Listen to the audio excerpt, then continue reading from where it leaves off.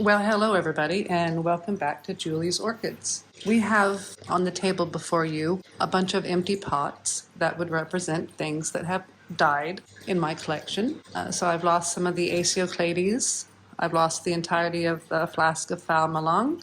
Both of my bulbophyllums that I had in these, I decided I was just done trying to save them. They were so far set back, I just let them go. I've gotten some new orchids, and I would like to use some of this media and clear up some of these pots. And so I thought I'd go over with you how I reuse my media. Yeah, it's a real exciting episode today, but yeah, we're gonna go over how we reuse the media.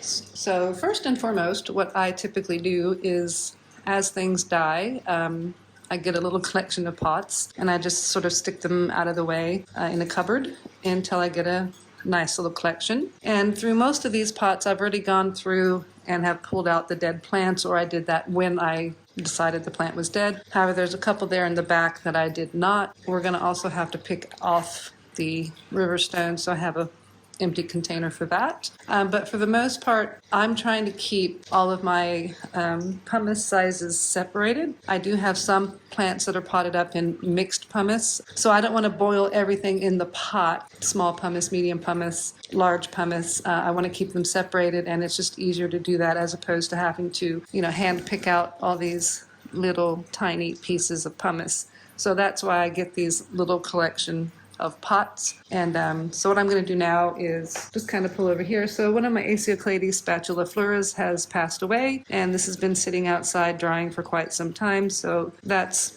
it. That's clean there. And the last of my Pectibinara Wow White Fairies has gone, so that one's gone. And these are little bulb type plants, and that's actually the bulb of it. And now we've got all of the organic media out of those. And this one I had already cleared out. So what I'm going to do now is I'm just going to pick out the non-pieces of pumice and stick them in there. Now I'm not too worried about my decorative river stones on whether I'm going to put small ones together with big ones. I do that, and then when I'm using them I can pick out if I need a big one or I need a small one. All right, so for the most part, I got as many of the decorative river stones out of the pots that I want to get out of the pots. So this is going to be real difficult. What we're going to do is we're just going to stick all of this into a pot. And then I'm going to fill the pot up with reverse osmosis water. And I'm not minding that there's a little bit of mixed pumice in here because for the most part it's going to be small pumice. I had forgotten that in some of these containers I've got larger pumice at the bottom. That's not ideal, but for what I'm intending to use this lot for, the little tiny rocks are okay. Even the random leca bead is okay, because most of it is going to be small, and this is it's going to work out as opposed to just being all pure pumice. So some of the decorative river stones I'm finding with the pumice that if you have a few non-porous stones in there, it helps just the water drain a little bit better. And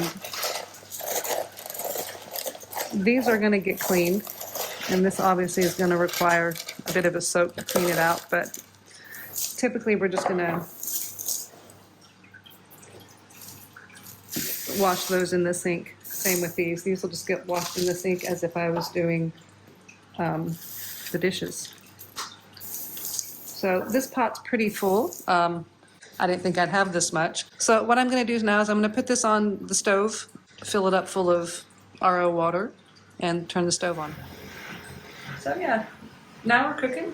We're just going to bring this to a boil. I'm going to bring it to a soft roll, mostly so I don't overboil the pot. And then I'm just going to let it sit here and boil on that soft boil for, I'm going to say 30-35 minutes. And then we'll drain it out and clean the other bit. We'll be back in about, I'm going to say 40 minutes or so. I want to bring this up to a boil. I do not want to put the pumice into boiling water, because if you drop the pumice into boiling water, with it being porous, it maybe could cause splashbacks into you and you might get burned. I don't know. My thought is bring everything to a boil as opposed to the water to a boil and then adding your pumice, just in case.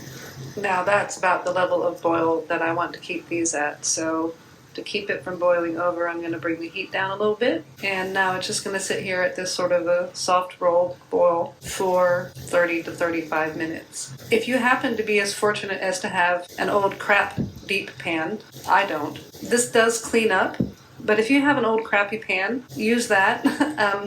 I don't. I just have this one deep pan, that's it. But it does wash up pretty good. Sometimes you have to put a little bit of elbow grease into it because this,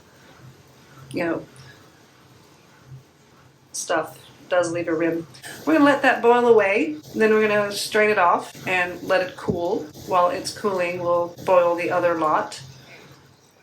So this has been boiling now for a half an hour, and it's time to drain it. I'm going to put you down for that because I think we know how to drain stuff that's been boiling, and I don't want to risk dropping my camera into the boiling hot water or getting it on myself. I'm going to strain that all out, give it a rinse off with cool water, and then it's just going to set for several days, likely to cool down. But yeah, that's how you can reuse your pumice. Just give it a good boil.